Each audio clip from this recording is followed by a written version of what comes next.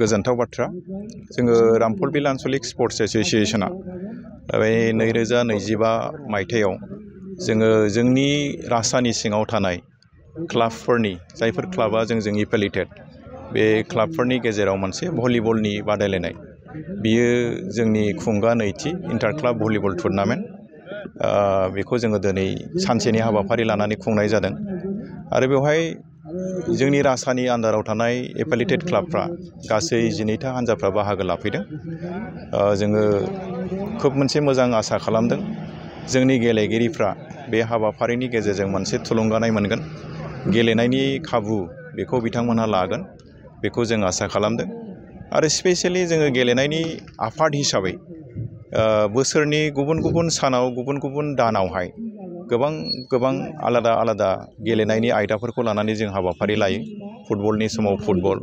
भलिबलनि समाव भलिबल आरो फैगोन समाव जोङो हिन्जावसाफोरनि काबादि बे बादायलायनायखौ खालामनो सानदों दा बे रोखोम खालामनो थांनायाव जोङो नुदों जोङो निस्सय जोंनि गेलेगिरिफ्रा बे रोखोम बादायलायनायनि गेलेनायनि खाबु मोनोब्ला बिथांमोननि गेलेनायनि जि क्वालिटि बियो एसेब्लाबो डेभेलप जायो आरो बिथांमोना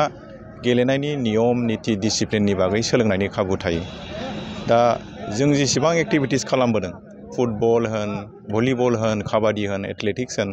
जोंनि क्लाबफोरनि जायफोर गेलेगिरिफोर गोसो गुदुं गेलेगिरिफोर बिथांमोना गोजौ फारसे दावखोलांनायनि खाबुखौ मोनबाय थादों आरो आवगायलांबाय थादों बेखायनो जों सानो जोंनि गेजेराव गेलेनायखौ अहर खालामनानै होयोब्ला निस्सय जोंनि बे सिं गामि सिङाव थानाय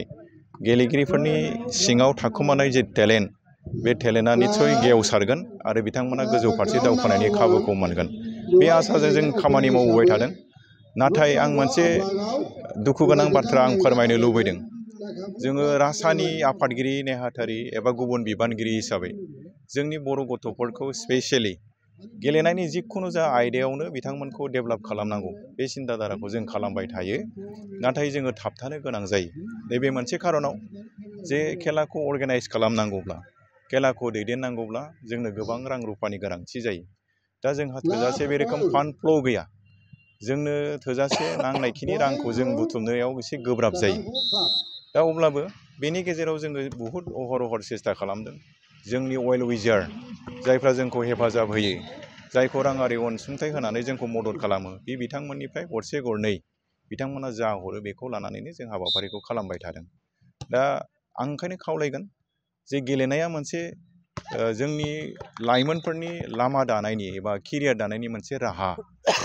आरो समाज बिथिङावबो समाजखौ फोसाबनायनि मोनसे राहा जेब्ला गेलेनायखौ जेब्लायबो कन्टिनिउ खालामनो थाखाय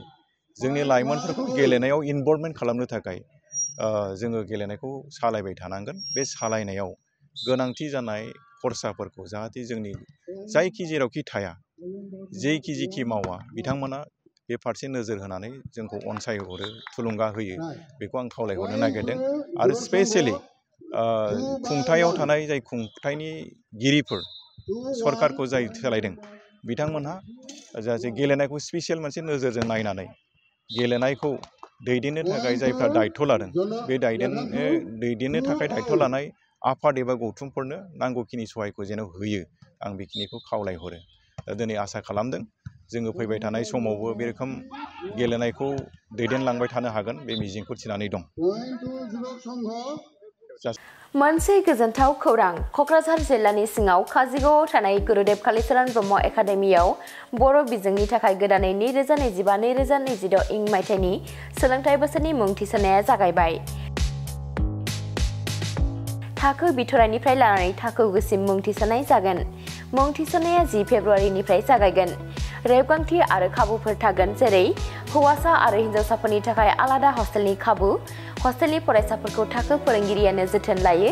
गोहैलो फरायसाफोरखौ फोरोंगिरिफोरा उफ्रायै जोथोन लानाय जायो, HSLC आनजादाव 100% उथ्रिसारनाय, कम्पिउटार सोलोंथाइनि खाबु, इंराजि आरो हिन्दी राव रायनायनि खाबु, इलेक्टिभ साबजेक्ट जेरै advance maths, Hindi, history, geography बेफोरबायदि बायदि खाबुफोरखौ मोननो हागोन। नोंथाङाबो गावनि गथ'खौ मुं थिसननोब्ला 9957951216 एबा 9613400625 एबा 8638520653 मबाइल नम्बराव थोंजों कल खालामनानै सोलाद लाहरनो हागोन। गुरुदेव कालीचरण ब्रह्म एकाडेमिया पर्बतजरानि ITI साब डिभिजन अफिसनि सेरावनो दङ।